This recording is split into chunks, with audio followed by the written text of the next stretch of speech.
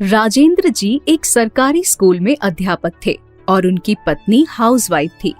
राजेंद्र जी ने अपने इकलौते बेटे को पढ़ा लिखाकर बड़ा इंजीनियर बना दिया और उसकी नौकरी विदेश में लग गई। रिटायरमेंट के बाद राजेंद्र जी अपनी पत्नी के साथ रहा करते थे। सुनिए जी, अब आपका भी रिटायरमेंट हो चुका है, सारा दिन घर में बोर हो जाते हैं, आपकी तबीयत भी ठीक नहीं रहती। क्यों ना हम अपने बेटे तरुण से कहें कि वो यहीं इंडिया आकर बस जाए।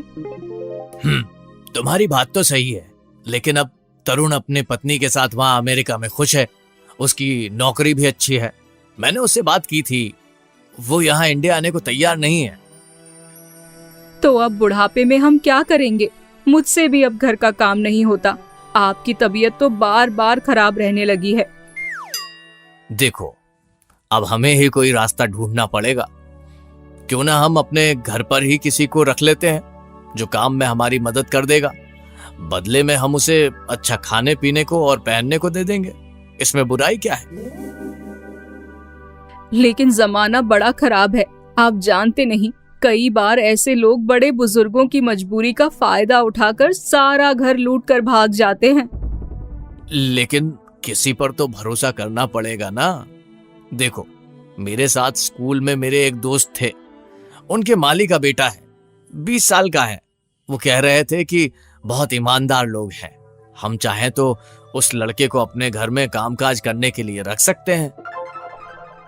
अगर आपको भरोसा है तो ऐसा करने में कोई बुराई नहीं, बस डर लगता है कि कहीं कुछ गलत ना हो जाए। राजेंद्र जी ने अपने दोस्त से बात करके उसके माली के बेटे को अपने यहाँ पर रख लिया। माली के बेटे का नाम कमल था। कमल बहुत ही ईमानदार लड़का था। राजेंद्र जी और उनकी पत्नी की बहुत सेवा किया करता था। राजेंद्र जी की तबीयत खराब हो जाने पर उन्हें अस्पताल ले जाने और घर के छोटे मोटे सारे काम करना उसकी जिम्मेदारियों में शामिल था। एक दिन अचानक राजेंद्र जी की तबीयत बहुत खराब हो गई। कमल, देख तो क्या हुआ है, लगता है इन्हें हमें जल्दी से अस्पताल ले जाना पड़ेगा। हाँ, आप सही कह रही हैं। मैं जल्दी से गाड़ी निकालता हूँ और बाबूजी को अस्पताल लेकर जाता हूँ।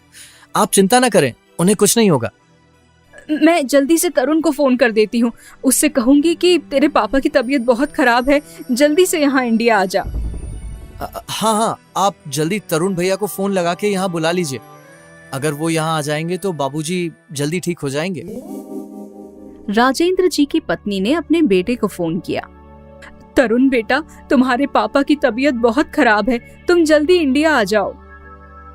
अरे माँ, मैं इस तरह अचानक इंडिया नहीं आ सकता। आपको पता है ना, अचानक से टिकट बुक करवा लूंगा तो कितनी महंगी टिकट होगी, और फिर मेरा ऑफिस।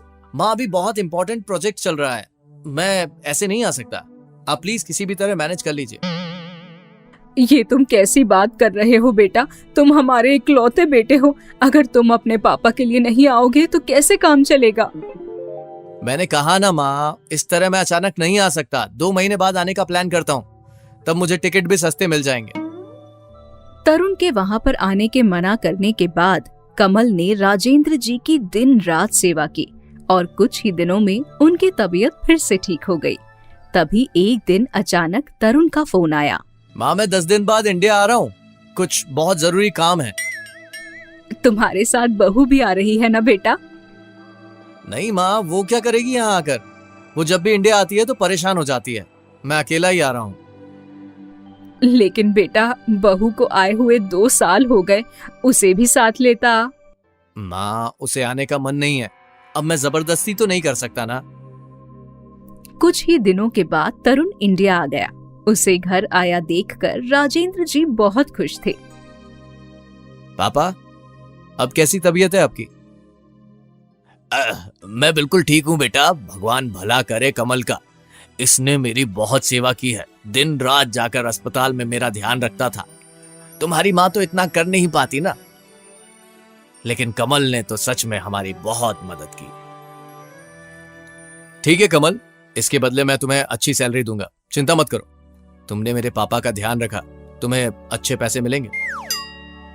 कैसी बात कर रहे हैं तरुण भैया? हमने ये सब पैसों के लिए नहीं किया। बाबूजी हमें पढ़ाते हैं और अच्छा खाने को देते हैं, बस इसीलिए हम उनकी सेवा करते हैं। हमें कोई ज्यादा पैसे नहीं चाहिए।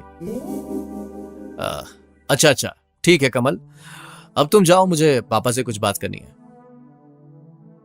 क्या हुआ बेटा, कुछ खास बात करनी थी?